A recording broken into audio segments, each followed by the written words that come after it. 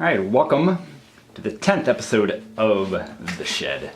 Thanks so much for watching, and today I'm going to be talking about the use of drone strings.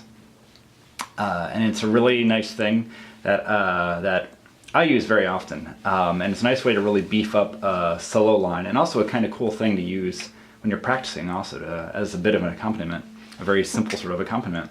So what is a drone string? It basically means that you're keeping one string going, an open string just going, while you're playing a melody on another string. So just to illustrate, I'll play just a little simple thing on the E string.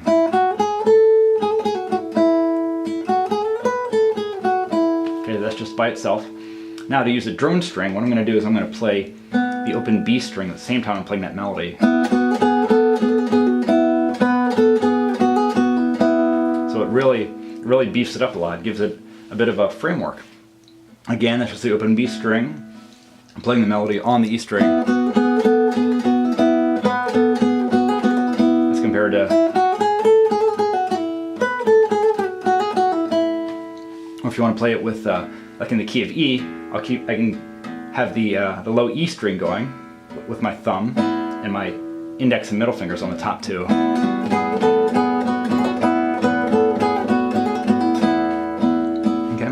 The other way you can do it is to have, in this case, that's a drone string below. You can also have the drone string be above. So if I play that same melody, but leave the E string open, like that, and play the melody on the B string, like that, or with the E string and the bass.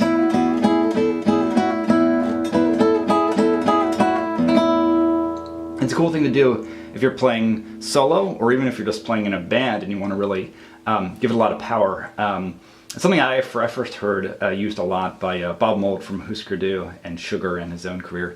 He used it a lot. He played in a trio, but his soloing would often incorporate these kind of open string droning ideas that really just gives it a cool, almost sort of a bagpipe kind of feeling, really, to have that drone underneath it. It's a nice thing for soloing also. You know, maybe still in the same key of E, if you're just playing on your own, just to go through different scales, like if you're playing E major or E mixed Lydian.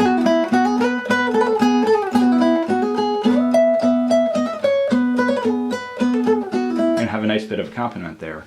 Or in the middle strings, like, you know, with your D, having the D open strings and playing on the G string.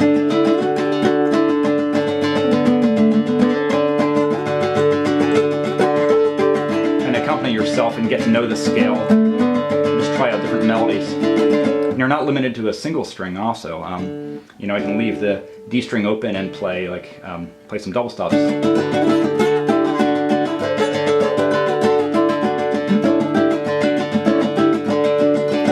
Octaves even, while keeping that D string going. It's a nice accompaniment, and then when it comes time to write a song or just play something in a solo piece, it's a cool thing to have available also.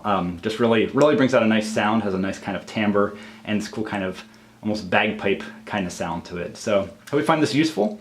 Please let me know any questions or comments below, and thanks for watching.